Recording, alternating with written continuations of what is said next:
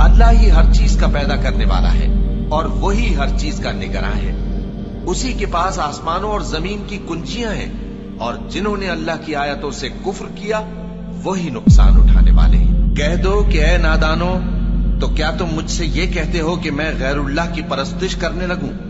और ऐ पैगंबर, तुम्हारी तरफ और उन पैगंबरों की तरफ जो तुमसे पहले हो चुके हैं यही वही भेजी गई है कि अगर तुमने शिर्क किया तो तुम्हारे अमाल बर्बाद हो जाएंगे और तुम नुकसान उठाने वालों में हो जाओगे। बल्कि अल्लाह ही की इबादत करो और शुक्रगुजारों में रहो।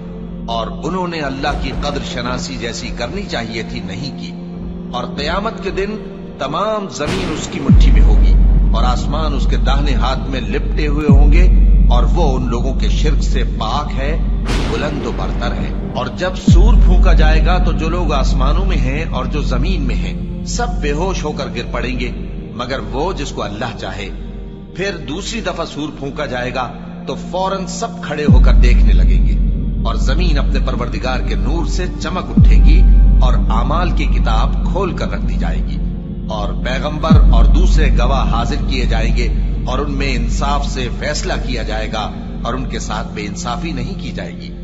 और जिस शख्स ने जो अमल किया होगा उसको उसका पूरा पूरा बदला मिल जाएगा और जो कुछ ये करते हैं उसको सबकी खबर है। और काफिर गिरोह गिरोह करके जहन्नम की तरफ हांके जाएंगे, यहां तक कि जब वो उसके पास पहुंच जाएंगे तो उसके दरवाजे खोल दिए जाएंगे और उसके दारोगा उनसे कहेंगे कि क्या तुम्हारे पास तुम्ही में से पैगंबर नहीं आए थे जो तुमको तुम्हारे परवरदिगार की आयतें पढ़ पढ़ कर सुनाते और तुम्हारे इस दिन के पेश आने से तुम्हें डराते थे?